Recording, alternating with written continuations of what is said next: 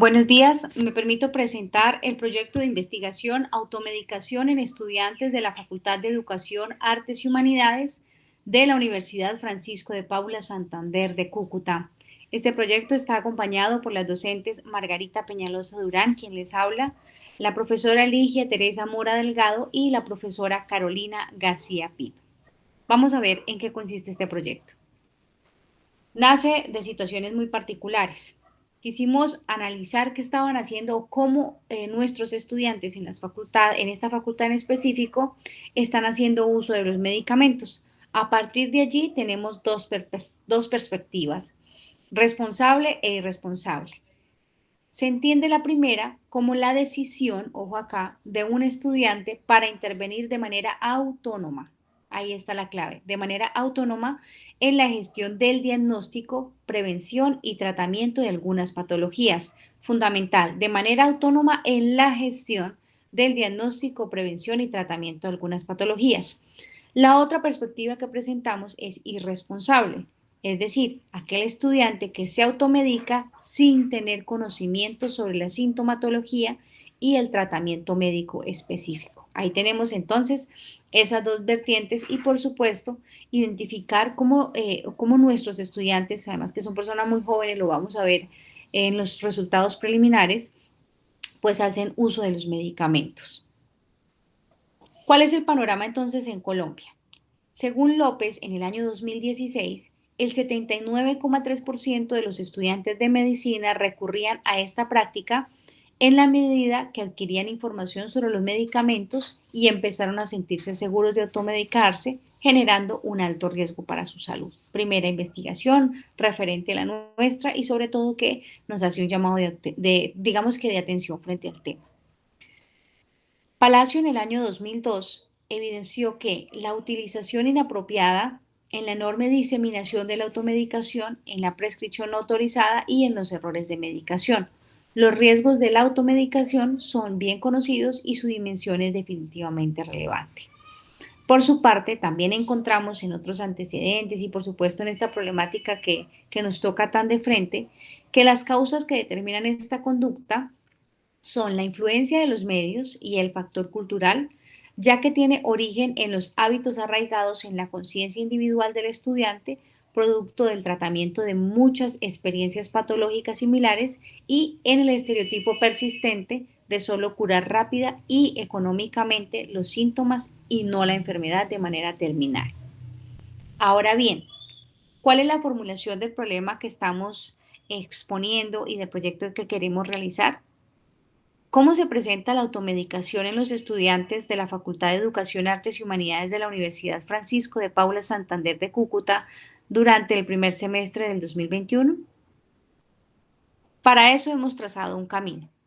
Nuestro objetivo general plantea lo siguiente: caracterizar la automedicación en los estudiantes de la facultad pertenecientes a la UFPS durante el primer semestre del 2021 y se va a extender hasta el segundo semestre del 2022 probablemente para obtener o recoger mayor parte de la información. ¿Cuáles son los objetivos específicos?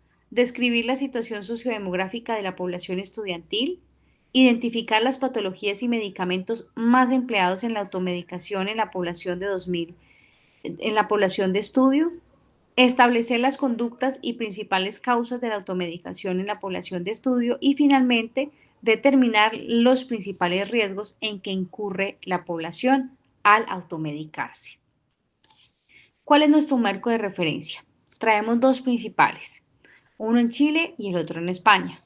En el caso chileno, Altamirano 2019 lo tituló Automedicación en estudiantes de una residencia universitaria en Chillán. La muestra en este caso fue de 102 estudiantes y como resultados, digamos que más relevantes, se encontraron que el 81,2% efectivamente se automedican, el 72% lo hace al menos una vez al mes y un 10% indicó hacerlo diariamente. ¿Cuáles son los medicamentos más utilizados? Paracetamol, aspirina, ibuprofeno, dipirona aspirina, loratadina y clorfenamina. Respecto al proyecto adelantado en España, Guirado lo tituló Hábitos de automedicación en estudiantes universitarios. La muestra fue más grande, 215 estudiantes, y ¿qué se encontró? 93% se automedica. La sintomatología más común para automedicarse fue la cefalea, en segundo lugar el resfriado, y la forma en que obtienen los medicamentos o en que los obtuvieron fue droguería 83,5%, casa 58,5% y por medio de otra persona 5%. La mayoría de los medicamentos consumidos por los jóvenes encuestados fueron AINES en 95,5% y antigripales en un 42,5%, pues en virtud de ser los fármacos que no necesitan prescripción médica para ser adquiridos. Respecto a la fundamentación teórica, tomamos tres perspectivas. La primera, por supuesto, la automedicación, entendida según Sánchez y Morroy 2019, como de forma general se entiende por automedicación como la decisión tomada por una persona enmarcada dentro del autocuidado que al sentir una dolencia o enfermedad adquiere y utiliza medicamentos sin la intervención por parte de un médico para dar un diagnóstico de la enfermedad, síntoma o tratamiento. Respecto a la definición de los riesgos, en este proyecto se entiende como los errores de dosificación, desconocimiento de las contraindicaciones, efectos secundarios e interacciones con otros medicamentos y alimentos. En el tercer caso, los factores que llevan a la automedicación, encontramos tres factores: los económicos, los sociales y los sistemas de salud. En el caso de los primeros, que son los económicos, se evidencian aquí la falta de recursos para acceder al servicio de salud, la disponibilidad y el bajo costo aparente en un medicamento para padecimientos leves, el desempleo y el bajo ingreso familiar. En el caso de los factores sociales, la influencia familiar, los medios de comunicación, creencias y costumbres de los usuarios, nivel educativo. Y en el caso del sistema de salud, la burocracia, la ralentización de los procesos que llevan a evitar la consulta médica. ¿Cuál fue la metodología que utilizamos y que estamos en camino? Porque, como les decía hace un momento, vamos a mostrar por ahora resultados preliminares. Encontramos que el método en este caso es cuantitativo. La población son los estudiantes que hacen parte de la Facultad de Artes y Humanidades. La muestra y técnica del muestreo, no probabilística y por conveniencia.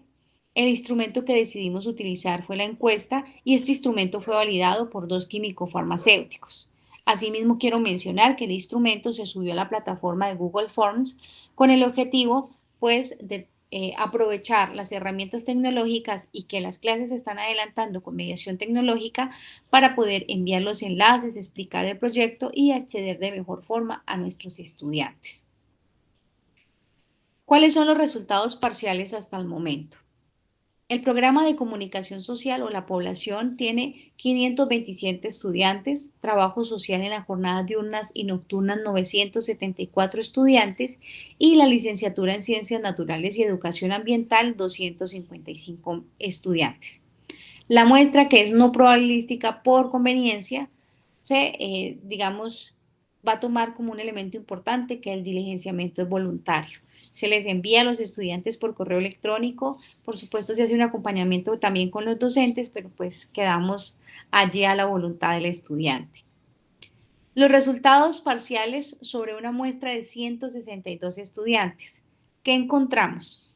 Vamos a ver que 53 estudiantes han acompañado o han diligenciado el formulario, trabajo social 64 y licenciatura en Ciencias Naturales y Educación Ambiental 45.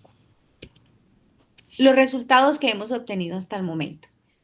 Respecto a los aspectos sociodemográficos, se encontró que el 92% de los estudiantes se encuentran en los rangos de edad entre los 17 y los 25 años, población juvenil. El 76,5% de ellos son mujeres y el 23,5% son hombres. El estrato económico al que mayoritariamente pertenecen es al 1 con el 50,6% y al 2 con el 41,4%. El 81,5% no trabaja actualmente y el 18,5% sí lo hace. Respecto a su sistema de salud, el 71,6% es subsidiado y el 24,7% es contributivo. Aquí ya empezamos a tener un panorama sobre la población con la que nosotros queremos trabajar y vamos a ver qué encontramos respecto a la automedicación, el uso que hace de los medicamentos y qué elementos tiene en cuenta al momento de hacerlo.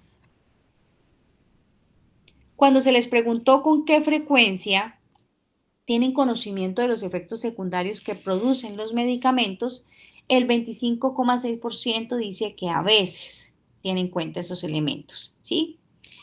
El 19,8%, y en estos dos valores coinciden, siempre y casi siempre están atentos a los efectos secundarios que producen los medicamentos. Digamos que es un buen indicador porque de alguna forma pues tienen conciencia sobre lo que podría ocurrir en caso tal de consumir el medicamento. Al consumir un medicamento, usted verifica las posibles interacciones con alimentos. Aquí el 30,2% dijo que nunca y el 13% dijo que casi nunca. Es decir, que ya la mayoría pues no tienen en cuenta o muy en cuenta qué ocurre si consumo un medicamento y además consumo ciertos alimentos. Caso contrario a lo que ocurre respecto a si verifican las interacciones con otros medicamentos. Aquí la balanza ya gira, porque el 24,7% dice que siempre tiene en cuenta eso, el 30% casi siempre, y a veces el 23,5% es ese otro porcentaje, lo que inmediatamente nos permite inferir que, a diferencia de lo que ocurre con los alimentos, en los medicamentos sí lo tienen bastante en cuenta. Verifican la dosis, el 44% dijo que sí, el 15,4% casi siempre y el 24,7% a veces. Importantes esos valores. Respecto a si utiliza medicamentos sin prescripción médica, aquí ya tenemos a veces 44,4%, casi siempre 19,1% y 4,9% siempre, lo que nos permite inferir que la automedicación sí es un elemento de valor o de peso en nuestros estudiantes de la facultad. Ahora, en los últimos 6 meses usted ha usado medicamentos sin prescripción médica, pero ¿para qué? ¿Para qué los han utilizado? Encontramos entonces, el 85% lo ha hecho para los síntomas con afecciones dentales. En un segundo rango encontramos para los síntomas de micosis dérmica, los hongos. En un tercer lugar, los síntomas de insomnio. En un cuarto lugar, los síntomas de depresión. Aquí yo pienso que ya podemos hacer un llamado de atención o una señal de alerta, principalmente para los dos últimos síntomas, el insomnio y la depresión, porque de acuerdo a lo que la comunidad científica ha venido explorando y ha venido mencionando, pues el hecho de que los estudiantes no tengan una interacción social como la que eh, pues cotidianamente traían y que el COVID nos obligó a encerrarnos, a tener una mediación tecnológica, pues ha hecho que se empiecen a disparar este tipo de casos. Por eso un llamado de atención, porque están haciendo automedicación con estos síntomas, pues puede ser peligroso. Cuando ha usado medicamentos sin prescripción médica, usted ha presentado. ¿Cuáles síntomas han presentado? El 94% dice que nunca ha sangrado, el 90% dice que nunca ha tenido alergias cutáneas, que nunca han tenido dificultad respiratoria. De pronto aquí el síntoma que más se ha presentado al usar los medicamentos pues va muy cerca a las molestias gastrointestinales, en un segundo somnolencia y en un tercer lugar vómito o mareo. Digamos que ese es como el síntoma que más se ha presentado al momento de consumir medicamentos sin prescripción médica. Si los síntomas persisten después de usar el medicamento, ¿qué hacen nuestros estudiantes hasta el momento? Entonces, consulta al médico, el 34%, interesante porque pues quiere decir que sí están tomando ahora sí lamentablemente que ya cuando se presenta el problema, pero acuden principalmente al médico. El 42% suspende el medicamento, ¿cierto? El 67% dice que nunca aumenta la dosis, pues eso sería como lo más coherente.